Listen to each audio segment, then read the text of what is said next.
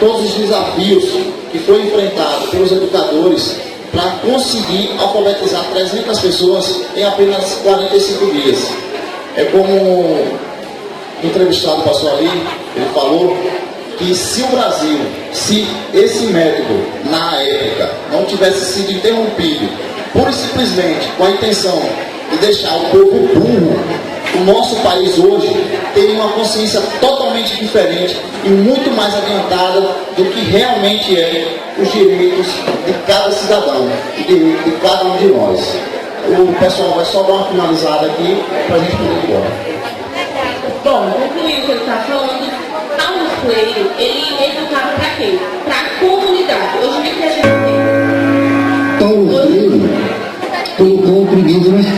Hoje em dia nós vemos professores educando para o mercado de trabalho. Ele não fazia esse trabalho, ele trabalhava com as pessoas para educar para a sociedade. Outra coisa que ele fazia bem interessante, ele não ensinava vamos dizer o quê? Ele não ensinava uma coisa que a gente não ia utilizar. Ele ensinava, despertava nas pessoas o interesse de aprender. Por quê? Porque a partir desse momento que ele despertava o interesse de aprender, as pessoas tinham vontade, as pessoas tinham desejo de pesquisar, de buscar mais a fundo aquilo que ele tinha dado uma base. Ele discriminava uma questão que nós vemos muito hoje, o que nós vemos na sala de aula. Na sala de aula nós vemos educação bancária. O que vem a ser isso? A educação bancária, deixa eu ver assim, ela consiste em quê? Os professores chegam na sala de aula, passam só o seu conhecimento para os alunos e o conhecimento joga uma semente, mas não regam desse processo. Já a educação Paulo Freire, não. Ele indagava as pessoas, ele estimulava as pessoas a esse conhecimento apropriado. Ele odiava essa educação bancária. E, para terminar, né, porque o nosso tempo está curto, uma das teorias que ele gostava era de que tudo que nós aprendemos hoje vem do passado e tudo que hoje nós temos, hoje o nosso presente é base para o nosso futuro. E outra coisa que ele não gostava também, ele não suportava a ideia de uma pessoa chegar. Por exemplo, um brasileiro, ele chega aqui e vem dizer: o Brasil, não sei quantas pessoas morrem de fome, mas a realidade é essa, não podemos fazer nada. Não admitia isso. Por quê? Porque a realidade é essa, mas nós podemos mudar. E muitas vezes, nós, alunos do Maria Rosa, a gente pode tirar isso como lição da nossa vida, a gente diz o quê? A escola está assim, a gente tem os professores, mas a realidade é essa, eu não posso fazer nada. Então, de acordo com a teoria dele, não, isso está errado, a gente tem que se movimentar, a gente tem que fazer acontecer.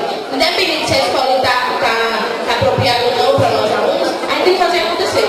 Certo com isso, agora Pedro.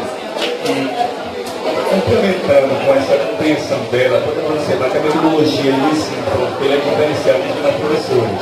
Porque os professores, assim, eles, como ela mesmo falou, eles se preocupavam só em passar seu conteúdo, mas não tinha tanto prazer de fazer com que ela não aprendesse. Já ele não se denominava um educador, mas suas ações diziam isso a ele.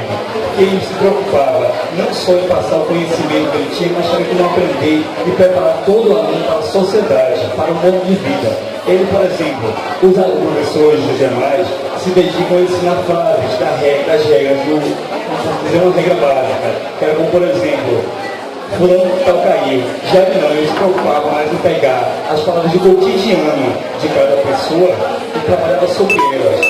O vídeo mesmo mostrou que cada palavra que ele pegava, cotidiano de cada um, ele usava para fazer escavação. Dessa escavação ele comunicava a palavra. E esse método de ensino dele foi o que levou, como o Maiara falou, ele conseguiu ensinar 300 alunos em apenas 45 dias a ler e escrever. E hoje, com esse conhecimento que ele deixou, podemos observar que os professores podem ter consciência, hoje, alguns, não todos, de saber passar um ensino diferenciado.